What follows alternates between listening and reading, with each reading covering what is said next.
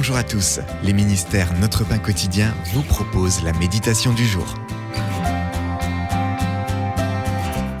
Des Bibles dans les bagages.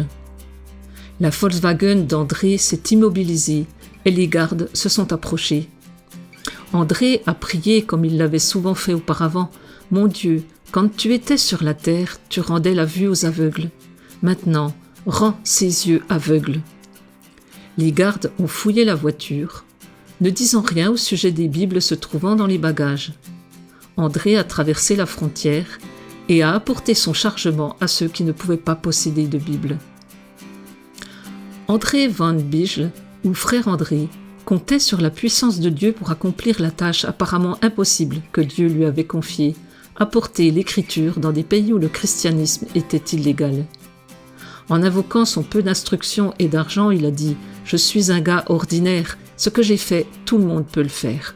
Aujourd'hui, son organisation Portes Ouvertes est au service des chrétiens persécutés sur toute la terre.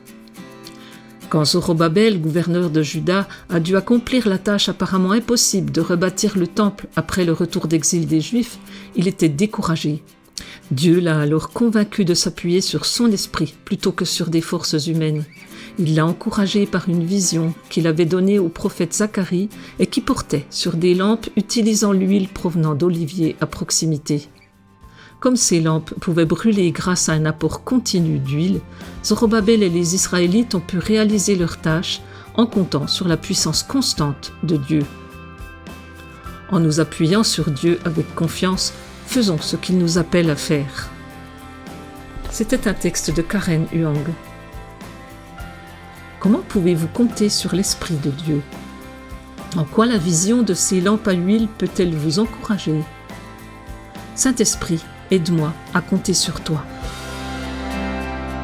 Cet encouragement vous a été proposé par les ministères Notre Pain Quotidien.